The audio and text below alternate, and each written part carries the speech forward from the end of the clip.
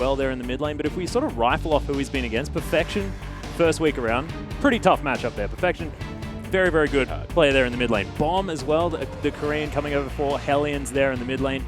Very adept in the laning phase especially. And then of course you've got Rekt, who is sort of this prodigy from solo queue, pretty much knows how to lane, and that's like his main strength. So maybe mid-beast will be able to find something, but now he's against Choo-Choo, so I don't think we'll even be finding out today, because that's a ridiculously hard matchup as well. If you go through 4 weeks and you don't find out by then, I don't know if we ever will. I think I'm stretching, no, like I'm reaching in, trying to find something. For mid-beast right now. Every mid laner in the OPL is of a higher caliber than most of the other roles. So if mid-beast doesn't step up to the plate and match them, then he's going to get left behind.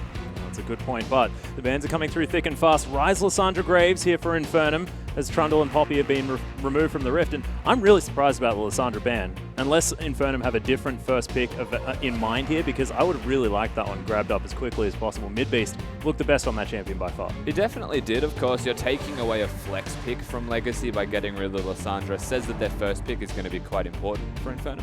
Yeah. And you have to keep in mind there is a lot of things available, such as gameplay. Such as Caitlyn. That's going to be banned away though, as Legacy get rid of the long-range marksman. Interesting option. Haven't actually seen Stealthix play that at all in the OPL so far, but maybe there's something being revealed as to what has been going on in practice behind the scenes. We shall see. Could also just be a throwaway ban.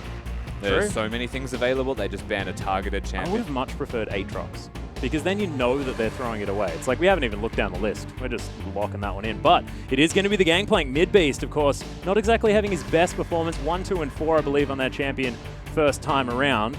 But Jack Attack could be playing that in the top lane. And look, if he's making this evolution, you know, from the tank player, Tahm Kench's, things like this, goes to the Olaf, which bridges him towards the Trundle, and now he's the full damage dealer in the Gangplank. No, maybe not. I don't know. We'll have to see. Unlikely, I will say.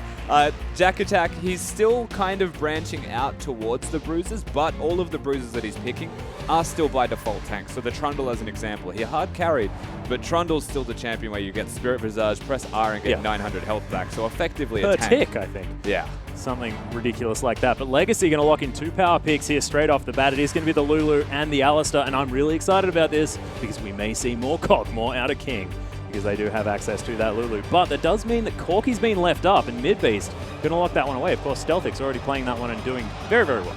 Yeah, I mean, the Corky pickup is interesting. I thought they might have wanted to look towards the middle lane as a flex with that, but not knowing whether Jack Attack is capable of that Gangplank does leave a lot of questions for us in particular. Yeah. Of course, Infernum, they've got their plan set in place, and Legacy, interestingly enough, have that Lulu, which, you know, Infernum, they banned Ryze and Lysandra, and left open the other obvious choice here as a flexible control mage. Tally and Choo-Choo's both have a game on that champion. I believe they've been flexing quite a few different champions there as well. I think it's about 3 at the moment. Of course, Choo-Choo's playing himself 6 champions, sorry, so far. Unique ones. Yep, and I think 4 of those could have been flexed. Yeah. Between Tally and Choo-Choo's. Of course, we had the Gangplank, we had Lysandra, and we had the Lulu that have been flexed. Yeah, we Lulu, Gangplank, Lysandra, yeah. Tally also played Ryze, which is another one that could have been brought back in the other direction. Most definitely. But banned away this time around. Not going to be seeing it, as Lucian is going to be the AD carry of choice. Unfortunately, no Goo Hoses this time around as the Cogmore. Not going to be picked up. But Carbon back on the Rek'Sai, definitely a comfort pick for him into Seb's Elise, which he's played 4 out of the 7 times that they've hit the Rift. Yeah. So, of course, Seb more than happy to go back to a comfort jungler here, but I don't necessarily like the Elise from Seb as much. I feel like he can't do as much with the amount of gold that he receives.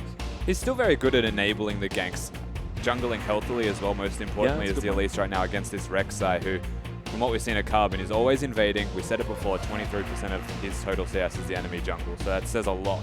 And of course, being able to be Elise and trade effectively should put him in a much more comfortable position than if he were another champion. Maybe go back towards that Nidalee next time. Get like a faster clear out, look more heavily in the gank department. Yeah. But Elise is still a good pick. We'll see exactly what happens here. Is I really hope Infernum just lock in 80 carry support, just so they're like, you thought we were playing mind games. No, we were just picking our champions. Don't even worry about it, which is exactly what they're going to do. Yeah. Ezreal going to be locked in as well as that Janna, so a safe bottom lane there. Lots of disengage options for Infernum, but that does mean Jack Attack on the Gangplank. They've done this more than once, Infernum. They just picked their roles. They do it every time. Well, I'm interested to see what Yuzuki does on this more disengage-oriented support. Of course, he can make some plays with that Flash Monsoon, get people out of position, but definitely a different flavor here for Yuzuki. Yeah, and the Alistar was a champion that I thought would be contested quite highly coming into this matchup. Of course, Legacy and Infernum alike left the Gangplank available, so taken away in Legacy's first rotation to deny that from Yuzuki puts him back onto something that is pretty much entirely disengaged. But to be fair, looking at the rest of the team comp Infernum have, is the optimal champion to be, because they just have so much damage in every single role. Oh yeah. All you want to do is keep them alive. Yeah, well, there's a lot of options, as well as Gangplank being pretty decent peel himself, using that ultimate, making sure people can run around pretty fast in that if he decides to spend his doubloons on it. And no surprises, Choo Choo's going to lock away the Zed here one more time. His first duplicate champion here in the OPL is going to be the Zed, and what better champion for it to be? We said it's good to have him back playing these assassins. He's almost sampling, and now he's just hard committed to playing assassins again. This beautiful. Is the OG Choo Choo Z has come back into the OPL one more time. It's very exciting to see, and he's going to be against a Corki in this middle lane who, definitely not OG, is one of the newest mid lane pickups here. Yeah, and we'll see how it goes. I mean, as far as that matchup is concerned, do you put it in favor of Zed? Is that sort of something that Choo Choo's picked himself an optimal matchup into? Yes and no. It does it seems difficult. It's basically on Choo Choo's to try and outplay the Corki. Quite easy to dodge the Phosphorus Bomb. Yep. The danger, of course, you have to remember, Mid Beast always going to have an exhaust, and should be taking that in this matchup. Yep. We'll be able to diffuse a lot of the level 6 pressure that Choos will have. The question is, pre-6, what can actually be done in either direction to establish that lead? Well, we'll see exactly what happens, as we are going to be getting onto the Rift very, very soon. Of course, Infernum with a few power picks here. Of course, the Corki massively high on that priority list, as well as the Gangplank there, but we'll see how Jack Attack goes on this more carry-style top laner choice against Tally of all people. The man with a 12.2 KDA across 6 games. Just ridiculous. But if you think that Infernum have managed to get the power picks, make sure you let us know on Twitter. Use that hashtag INF win. Or if you think Legacy are going to go to 4-0 here in the OPL, use that hashtag LGC win. LCGF win. Not entirely sure whether that's exactly what's going to happen, but LGC win will get you there. Also, use that hashtag IMOPL if you want to just let us know anything about what's going on, maybe to get your tweet onto the broadcast. Yeah, and feel free to tweet stuff at SpawnLol. He's very responsive, always gets back to you. Oh, every single time. Yeah, without fail. Yeah. On behalf of SpawnLol himself, you can also tweet at RustyLol. He can definitely let you know some things once he's out of the game. But we are onto the Rift, ladies and gentlemen. Infernum are going to be on our blue side as Legacy putting on some red pants and jumping down from our top right. We'll see what happens. No deep invades early on, as it looks like we're going to have a defensive start so far. Something I do want to mention here, though, is that Choo Choo's picking up this Zed. I don't think he always picks it for the laning phase. Both times he's played this has been against a Gangplank on the enemy team. He gets ahead in lane, which is a godsend, but what he does is consolidates that, goes into the Jack Attack lane in this case, or the Gangplank lane, and then kills the Gangplank repeatedly. And that sort of has been something that we've heard as well. I mean, I can't quite remember who we were having the conversation with, but we were talking about the fact that, yes, just the Gangplank, just feed off him. It's absolutely fine, but we'll see exactly what happens as we get the game rolling. Of course, if Jack Attack manages to find some advantages early on, might be able to turn things around. See if he gets wound up this time. Oh, you had to. I did. You really did. Of course, we're looking at a bit of a different start here from Infernum. Not wanting the 1v1. No. Instead, they are going to lane swap, and you can see the Ezreal and Janna have made their way up there. So wanting to avoid what is, I'm going to say smart, the hyper-aggressive bottom lane of Legacy. Yeah, and actually talking to Ejim as well about Jack Attack, when he was subbing in for the Chiefs, I believe, just for some practice, whenever they ask for a lane swap, he'd just be like, yeah, that sounds cool, guys. Don't even worry about it. Just more than happy to do that if the team needs it, as the minion's getting pulled a little bit out of the way here so that Stealthix can get that wave pushing towards the turret. Oh, Choo Choo's going to eat a Phosphorus Bomb level 1. Actually happens anymore. Yeah, I was wondering about that. Yeah, minions don't gang up on other minions. So what he's done is almost worked it against him so that it may not freeze. Oh, the cow is out of the paddock, boys and girls, as he's got a ward down, but he's going to miss the red take. His Jack Attack down to about half health here. Seb's managed to pick up the level 2, though. So this is quite standard, besides the ward synergy that we're looking at from Legacy, is you go and annoy them, try and get them away from the Raptor camp in particular, deny a single camp, which when you're double jungling could mean the difference between level 2 and 3 for Carbon, or 1 and 2 for, in this case, Tallywhack on this Lulu. In saying that, the Rek'Sai Lulu has cleared their jungle far quicker than that of a Gangplank Elise. Isn't known for their jungle clearing prowess as a duo. That's a good point. Nor are they really known as a duo. Haven't seen much of that double jungle. Yeah. Well, you can see so far, Choo-Choo's taking a bit of damage here from mid-base in the mid lane, but something to be expected in the early levels as a melee versus range matchup, you'd understand, as mid-base now going to take that Thunderlord's proc from Choose. Yeah, you're working around Thunderlords as the Z in this particular case. There's no situation where you can out-trade the Corki unless you have a Thunderlord's proc. And so you can see right there, mid-beast working around his own. Yeah, I actually really, really like that as well. I mean, if he moves forward to dodge the Phosphorus Bomb, or as he misses 2 creeps, really sad stuff. But if he moves forward, you just put on that a Gatling gun and go to town on them. Yeah, Z being melee, you'll find quite often will be close enough to do that. As here we go, the lane swap special. Well, you can see a lot of members of Legacy down here in the bottom lane as well, as Tali's going to help out. Got a bit of turret damage available here from this Lulu as well, as may have thought that the Gangplank could be able to offer a little bit more, but you can see Infernum making it to the turret a little bit sooner, might be able to get this one a little bit quicker as well, as we do have another tweet coming in from Beanie Beard. Still new to LoL, but love Legacy's gameplay so far. Rip Jake's beard. Understandable coming from Beanie Beard to... Yeah, I know. We're sorry, man. He's not going to be able to be a member of the Beards from Adelaide. You know that band? You know what they say, man. What's Your dad doesn't have a beard. You got 2 months. Yeah, exactly. It's true. It's very, very true. But we'll see whether Jake is able to grow that one back. Let's get back into the game. Really. Oh, wow. Yeah, sorry. I feel like we've gone a little bit off track as Tally can't get the turret. Oh, dear. But I believe he will be able to pick that one up eventually, as Preyseek is going to come down and help him out. Now that these towers have fallen, we'll see exactly how the game switches around and whether we're going to get some standard lanes, whether it's just going to be the other ones being pushed. Yeah, so considerations in lane swap etiquette, so to speak, is you look at how many minions crash on the turret and how quickly they crash on the turret. So Infernum got there first and actually had an extra minion to boot, so the tower was naturally going to go down a lot quicker. Legacy looked more towards jungling, doing an extra camp before they went down, so they got there slower, and they were also behind in a single minion, so it took them an extra wave to take the turret down. The big advantage, though, is that Tally got an extra wave. Yeah.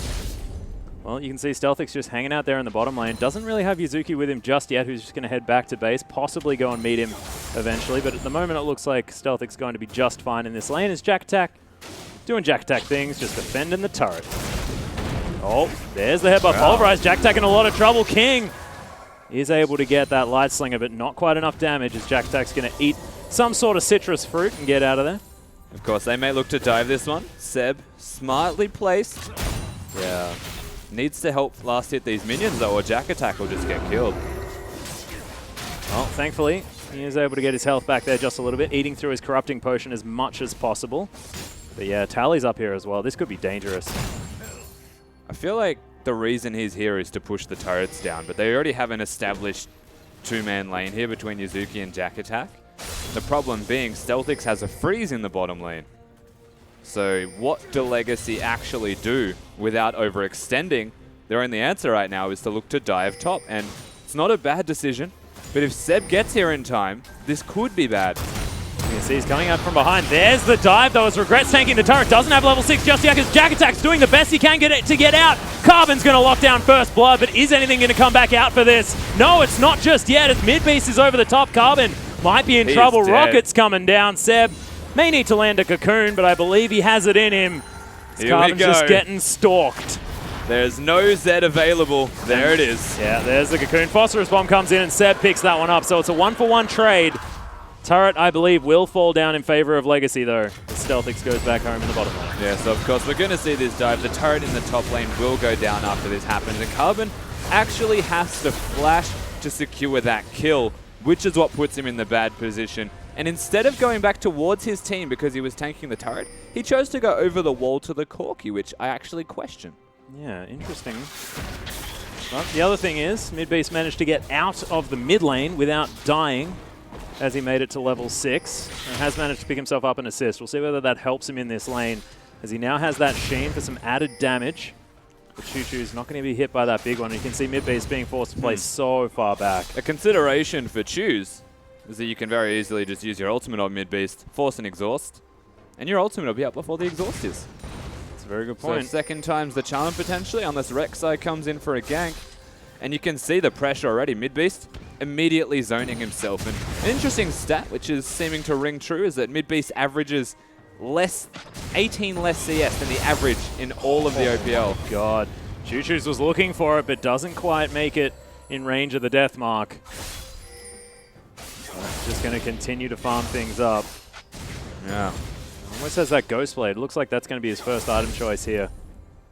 Bit of cooldown reduction already completed. Is Legacy going to steal away a blue buff? There's not back up just yet, as Choo-Choo's going to be able to gather it. Of course, blue, fantastic for Zed. Allows you to get a few more rotations of spells off. As Regret, he's come in looking for Jack Attack, who may not have enough barrels in time. He's going to have to eat some oranges. There's the Light Slinger, and King going to be able to lock down an easy kill. King straight up has his AD items in place, and Jack Attack, not realizing that he has a Sheen and isn't a tank in this particular game, does get taken down quite handily. Tally is in an interesting position, but he's okay. Yeah, Carbon just going to use that Void Rush, get himself here to defend the turret.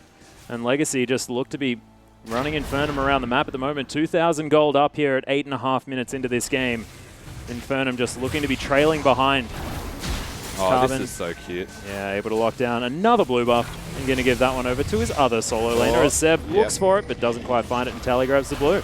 Yeah, so they have two blue buffs now across the map. Choo-Choo's and Tally going to pick those up.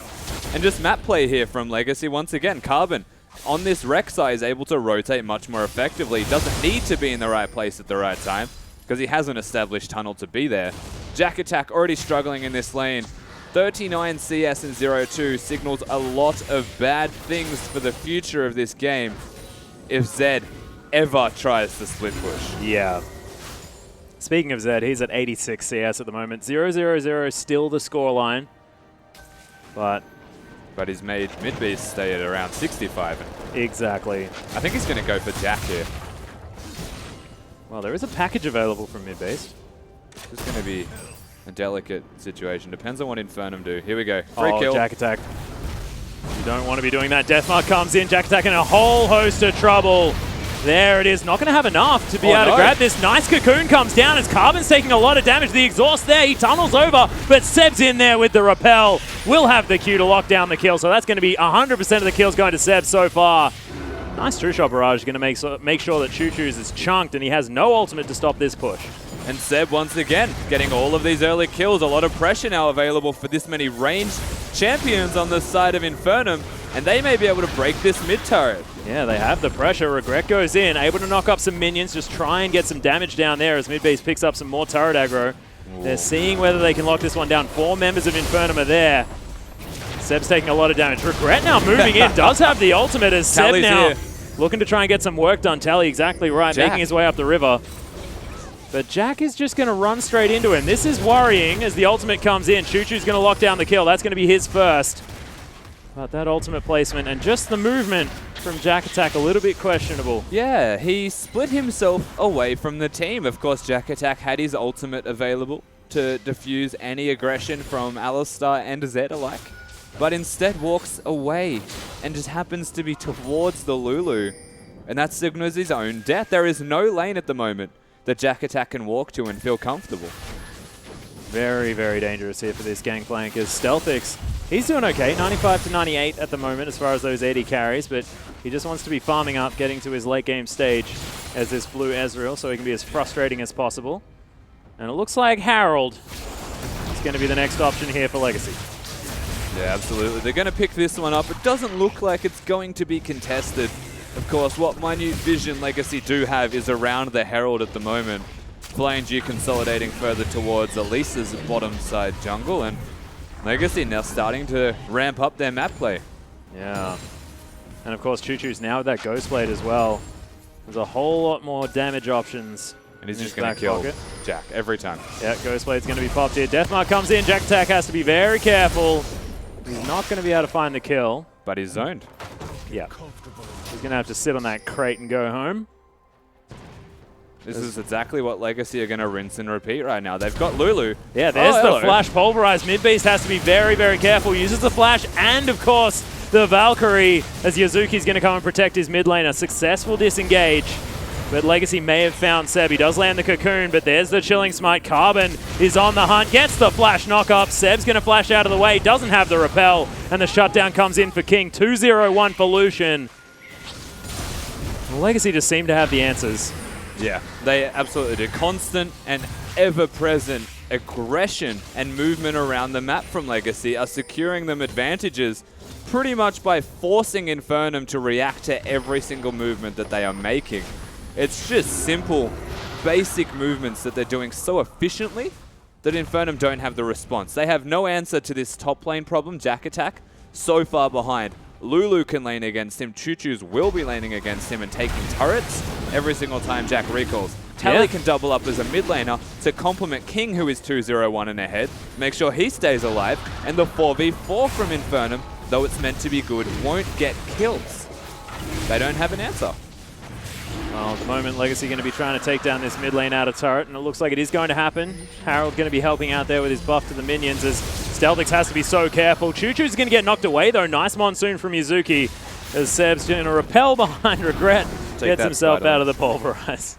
Of course, this is just what we just saw. They took the Rift Herald, they forced Jack Attack to recall, they take the Dragon and the mid turret. No trade capabilities here from Infernum whatsoever. They're stuck sitting back and answering time and again. Well, definitely not. Joey's tweeted in, cool guys spend Chinese New Year watching OPL, cool guys do it without beards. Look, I can't disagree with him because I don't have a beard. Thanks, not Joey. It just hurts knowing that Swan took his off his face. I know. I mean, I can't even grow one. I'm really upset. If you have that capability, I feel like you've got to utilize it, right? Yeah, 100%. Sad stuff. Oh, well, we'll be writing a formal complaint. His Italian genetics blessed him, and he's putting it to waste. You know? I know. It's despicable. And it's glorious red as well. Oh, man. Well, Jack Attack's dead again. There's the death mark in. He puts down a barrel and the ultimate, but he is so far gone. That's just too easy. It just... Oh, God, they can't even get a scuttler. Yeah, seriously, they're being bled out right now. It's just getting out of control. Seb is the only person with kills on the Infernum lineup, and he's still 30 CS behind, so effectively too far behind Carbon to even look in the jungle. He can't pick a lane and gank. They have to group as 5 right now, or they run the risk of dying. If they group as 5, Zed will take their turrets. Yeah, and they also can't pick up farm effectively either. This is a team that wants to be able to scale, of course, with the Ezreal, with that gangplank as well. 0-4-0 Jack Attack. I just can't see him doing much this game. Yeah. Midbeast as well averages 18 less CS at 10 minutes than every single OPL player. At the moment, he's actually hurting that stat a little bit more by being this far behind. Yeah. And this was probably the best laning option for them, as he was doing well until 6. And then zoned himself. Didn't actually look to engage a fight. Well, the roam just meant that Choo-Choo's was able to get the experience lead, and as soon as he hit level 6, Midbeast was playing so frightened. Yeah, and Seb needed to give the kill to Midbeast. Yeah, a little bit unfortunate there, but you can see Morellonomicon completed here by a Tally. It's got a heck of a lot of cooldown reduction now with those Lucidity boots as well. Wild Growth going to be available over and over again. Midbeast may have actually found Choo-Choo's here as the rockets are coming through. Just uses that shadow to get out. Big one, not going to find it. Choo-Choo's going to continue the hunt. They do have their Trinity Forces completed here, Gangplank and Midbeast, so relative power spikes. Of course, what are we waiting for? Well, an entire Iceborne Gauntlet for Stealthix, honestly, before they actually reach their point of power. Yeah. Or have any type of skirmishing, sieging, disengaging, you know. I just feel like it's hinging now entirely on Yuzuki to try and keep 4 members alive. Which is going to be very hard, or just to stop Legacy from hard engaging on this team. There is a teleport up from Jack Attack, though, as King's going to just cull that minion wave. Yeah, this turret is going to be in a lot of trouble. Phosphorus Bomb comes through. Yuzuki's going to be able to clean up that turret. Choo-Choo's is going to answer with an inner on the top side of the map, though. Yeah, because Jack Attack has to be in the bottom lane. He cannot deal with this. 3 levels behind. About 70 CS behind as well. This is a field day for Choo-Choo's right now. He would have a lot of money, I think. I can just see him playing, like, just big-ass smile on his face. 2.3k, my god. Will that be a Ravenous Hydra, or will he buy more bits of items? You would imagine it wouldn't be. Yeah, no, going for that. Black Cleaver by the looks of things. Does have himself an extra longsword and those Swifty boots, though. I would think it's a more. You reckon? Oh, it's not, is it? It can't be. Never mind. Here's the Caulfields. No, it actually can't. Yeah, here's Caulfields. Yeah, Black Cleaver. That does mean that he's just unbelievably far ahead, though, to be fair. I was going to say, like, he had a lot of money. Yuzuki. Oh, forced the flash. Carbon's going to be able to take down this pink ward, and Legacy just making sure it's as dark as possible in the jungle of Infernum. And Carbon is continuing that statistic you were talking about, where he just likes to be in the enemy jungle as much as possible. Seb can't really do much here against the Rek'Sais. He's just gone full tank, looking for his next tanky item. Deadman's Plate looking to be it. But once again, it's another story of Seb having a decent early game, able to pick up a couple of kills, just unable to transition. And I don't think it was his fault. It's just happened, unfortunately, once again, as Choo-Choo's, he's going to be able to get out. Carbon doesn't get the memo, and he's just going to jump straight underneath the turret. Sup? Yeah. Hey, guys. How you doing? You can't kill me anyway. He has a lot of items here, Carbon. He's very tanky. They've got a Lulu as well. Remember to keep that in mind. Can make anyone effectively a tank, even if they're not. And they've got an Alistar, so they can dive pretty much anything they want at the moment. They can split push, they can team fight, they can make the map complete darkness. Look at the wards right now from Infernum. Yeah, there's basically none. You can see the bottom side is just lit up here in favor of Legacy, as Choo-Choo's going to play out some funny business here towards the bottom side of the map and then continue to pressure things down. Tally, he's splitting on the top side, teleport at the ready if Infernum want to do anything, but at the moment it just looks like they can't. Well, no, they actually, like, if they come back from this game, I will shave my beard off. You don't have a beard. You're meant to tell people. See, that didn't work, because Spawn doesn't actually have a beard anymore. Well, Harold is going to go down once again. We'll see whether they can grab it before this timer ticks up. Of course, Baron's coming back home. Harold will need to leave the house, and he is going to do that via death. He's going to head back to the Void. Yep, right on time and just enough money in the back pocket for no particular reason. They get a bit of control. Hello, Jack. Yeah, the ultimate's come down. He's got a barrel there, but he's dead, so that's not going to help. Carbon's just going to stand in it for funsies. And once again, Jack's just like, man, I just want some farm! But he just can't get any. This is almost heart-wrenching to watch this continue to almost? unfold. What are you talking about? I just like, because deep down, even though it's only 2-6, you have to remember the gold lead has just organically grown to this massive Almost of a difference 10K, yeah. from just pressure controlling the map. And this is Legacy's strength and evidently Infernum's weakness right now. It's unfortunate, of course. 9,000 gold is the lead. 5 turrets to 2 in favor of Legacy. Have managed to pick up 2 dragons as well on top of that. Bit of extra pushing power. It's like they haven't died. There's no snowballing kills. They've got 0 deaths on 3 of their members, only 1 on Seb. It's all Jack attack. And it's all the fact that this guy that's known for playing tanks is trying to branch out and play a damage dealer to no success. Well, it seems to me like they picked up the Gangplank. Of course, Tally's shown that he can play it. Choo-Choo's has shown that he can play it. So Jack Attack probably just had to pick that champion, and Midbeast just not as comfortable on the champion. Midbeast has a game on it. If you're going to put it onto someone who's known for playing tanks and not someone who actually has a game and can play Gangplank, you're running this risk, and they fall for it. Well, Regret just soaking some aggro here as he runs out into the river. You can see Choose, he's got other things in mind. Wants to head down towards the bottom lane, clear out that minion wave, create even more pressure around this map. He has completed the Black Cleaver now as well. So a whole host of cooldown reduction. 40% now with the blue buff circling around him as well. As Seb is actually going to get the flank here on Legacy. He's looking to try and make something happen. As the rappel goes up, Midbeast is in here as well. True Shot Barrage comes through. Massive knockups from everyone on Legacy as Midbeast is going to get melted after Seb evaporates off the rift. And Infernum, I think they were there, but they disappeared pretty quickly. If that's not desperation, I don't know what is, Atlas. Infernum knew that Zed was bottom. They took the fight knowing they had no other choice. And now they're paying for more than just the Baron, as Choo-Choo stayed in that bottom lane, and he is pushing the hell out of it. Yeah, this is execution at its finest here from Legacy as they take the Baron, take the inhibitor on the bottom side. Stealthix and Yuzuki, not a whole lot they can do about it, but let's have a look at this one again. Yeah, so Infernum actually run themselves into a choke point. Ezreal wasn't even there in time. And just the knock-up combos, the Rek'Sai, Lulu, and Alistar all coming together. That you can't cleanse that, you can't QSS that. Midbeast dies. Yeah, a little bit unfortunate. I think they needed Stealthix there a little bit quicker. just because it was a 4v4 against a team that's miles ahead, and they knew that they were miles ahead. They needed like the second coming of Jesus to turn that around. They're not exactly in the most comfortable position here, Infernum. I said it was desperation. Well, it's almost something above and beyond that. Everything they do from here on out is so uphill that they're basically like upside-down rock climbing. Yeah, upside-down rock climbing. I think we've had this conversation before, but in a turret now, getting sieged down in the mid lane. Super Creep's going to be heading towards this bottomed Nexus, because of course there is no turret for them to head to.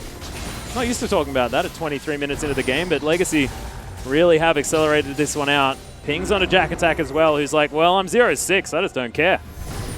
I'm going to push out and farm if I can. It's King aggressive moves around here, but you can see Stealthix, True Shot Barrage not doing a whole lot of wave clear as now Barrel's coming in, Jack Attack seeing what he can do. Try and clear out some minion waves. Carbon takes the brunt of that as Cocoon misses from Seb. And now it's just like a time bomb. They want Tally to reset the top lane. They don't need to attend bottom.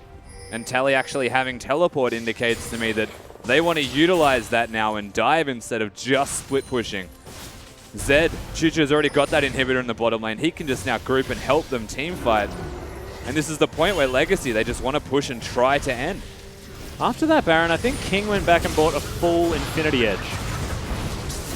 He's 6-0-2. Choo-Choo's just going in, looking for Yuzuki. Massive damage without even a death mark. He uses that onto mid-beast now as he's trying to get underneath this one. Nice use of the exhaust to make sure he doesn't die. QSS down as well as the ultimate went across just to clear out a minion wave here from Jack Attack and stop the follow-up. And Infernum holding on, but for how long? Yeah, mid-beast is low. No exhausts available now. Oh dear. Overextends trying to hit his barrel and gets destroyed. See you, Jack Attack. Yep, simple work. That's the second inhibitor about to fall. Even with low health bars, Legacy, they remain confident. And now they're just looking to cleanly execute the rest of this game out. Only one inhibitor remains, and this is one of the most convincing victories that I think I have ever seen. Yeah, this is a team completely on fire at the moment, Legacy, and it's not necessarily horrible play out of Infernum or massive mistakes that were made. It's just impeccable play from Legacy as Regret once again going in. Seb taking a whole lot of damage. A double knockup comes in, and Seb's going to burn to death in the sky. Yuzuki trying to do something, but these turrets are bound to fall. Baron buff still circling. There are super creeps. The Nexus is dead. Congratulations, Legacy, taking down game number 1. And after that, Infernum are going to need some sort of miracle to get back into this, because the amount of momentum you get off a victory like that would be astounding. Legacy finished that game with an 18k gold lead. That was a statement if ever I've seen one. Most definitely, but we are going to throw it over to our analyst desk to break down that pretty one-sided Legacy victory. Thank you so much, Atlas. And that was, in the end, a very one-sided victory. But let's take it back to square one. Let's take a look at pick bans, because I know we feel like both teams kind of piecemeal together quite successful comps. I'm actually a big fan of what Infernum's composition was trying to do. Is very clearly a siege-based composition. You've got Gangplank, Corki, Ezreal, and then you have the Janna. I actually think Janna's incredibly potent in the meta right now, just because we were talking about this earlier. Alistar, Trundle are both big supports right now. Janna ranged can beat them in lane. She gives you the shield. Level 9, that's a big bonus to help you move around the map with her movement speed to take down towers, but unfortunately it was an execution issue. Yeah, it certainly was. On the other side of the rift, though, you know, Choo-Choo's picking up that Zed. They've shown twice now that this is what they like to play in the gameplay. Yeah, it just feels like it's not just a comfort pick for Choose, because it is. It's not, was a Kassadin counter pick, I think, against Hellions, which kind of makes sense as well, but absolutely, as far as anti-Gangplank stuff goes, the way you play against someone that wants to get big in the side lanes, maybe freeze them up, is just constantly move Zed in and punish them. And it didn't look like the best mid-lane matchup. Choose navigated it well, though. But certainly, like, you saw there, poor Jack. He was just getting stalked by Zed. And this is what I want to talk about. And I think that this is what the game ultimately came down to, was the intricacies of the lane swap that led to this Zed chasing the Gangplank around the rift. And I know at the start of the game, you weren't happy the fact that Infernum went for a lane swap. Yeah, I thought it was pretty awful that Infernum looked for the lane swap right there. Ezreal and Janna, level 1, are going to beat Alistar Lucian, level 1. You've got the Q on the Ezreal. Janna, again, range support versus melee support, has the bonus 80 damage for the shield right there. Obviously, when Lucian gets his level 3, he's able to proc double passive. So it was like, that was a good matchup. Lulu versus Gangplank, that's not great. It's probably mediocre, but Gangplank isn't a great double jungler. So it's kind of like you took good and mediocre, and you got mediocre and worse. And then macro play-wise, lane swaps lead to opening up the map. You generally trade 2 turrets, and that leads to Zed killing your gangplank. Yeah, it does, which is certainly what we saw, but we also saw a little bit of a mismatch potentially with, I know Frost mentioned this also when we were talking, but the tower dive in top lane, it felt like there was, like, Jack needed to be protected, right? When you pick Gangplank, yes, his ultimate's very good. He's surprisingly good early on, but he hyperscales with items. He's such a massive late game carry, but he needs to get there. And Legacy had a good plan for stopping Jack, who was trying to get something done in that top lane. They certainly did. I want to pull it up on your screen. It is an early game turret dive. The problem I have with this, as we have a look at it,